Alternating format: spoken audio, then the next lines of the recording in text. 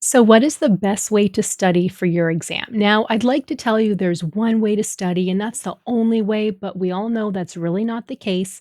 Everybody has different study methods, but a lot of students ask me, Andrea, what do you recommend I do? How do you recommend I study through your course? So, what I suggest is at least take the time every single day to get some studying in. It could be 1 hour, it could be 2 hours, that's okay, but don't study any more than 6 hours a day. A lot of you might be putting in 8 hours, 9 hours, 10 hours. You might not be getting any sleep, but that doesn't help you. And even studying too much actually is shown to have negative effects because you get tired.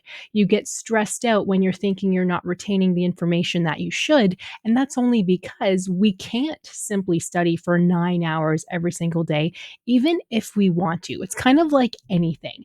If you plan to clean the kitchen, clean your house, you really can't do it for 9 hours every day. You'd be exhausted. Sure, you'd have a clean house, you get the results you want, but you're exhausted and you didn't really do it to the best of your ability. And we all want you to pass your exam.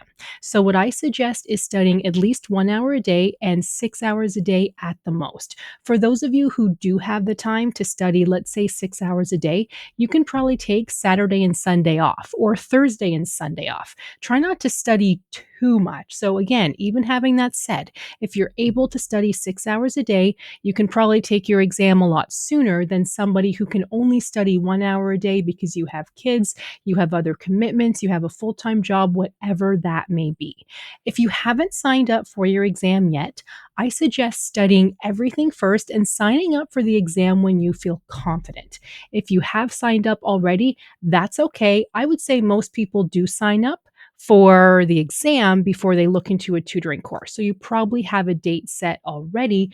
Then you really want to study as much as you can. If your exam is in 2 weeks, then I would suggest studying 6 hours every day because you really have to get everything in there. If your exam is in 3 months, well, you have time. You can take it slower and study an hour a day and you'll be fine. So it's really up to you. There are some students who prefer to only watch videos, like teaching videos of me teaching you a topic. Others prefer to watch the videos, look at the study guide documents. They kind of like to go all in. That really is up to you. I've even had people tell me they like to read the PDF files late at night. They haven't even watched a single video and they were able to pass the exam. So it's truly up to you. For the quizzes and the mock exam practice at the end, I do suggest studying everything first and then worrying about the mock exam practice later, because that is meant to test your knowledge from the material. And if you don't do well on those mock practice tests and exams, don't worry, but that just shows you need to go back to those specific modules and restudy it so you do better next time. Those who try to take the mock exams first, even before they've studied anything, just end up getting frustrated and annoyed because they don't do well because you haven't had a chance to study yet.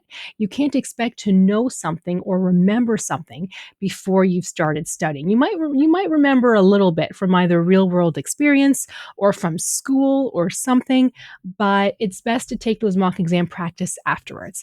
And I'm always here if you need help. So stay tuned. We will be going through all of the different modules together. So stay tuned. There's a lot coming, and reach out to me if you need any help or have any questions.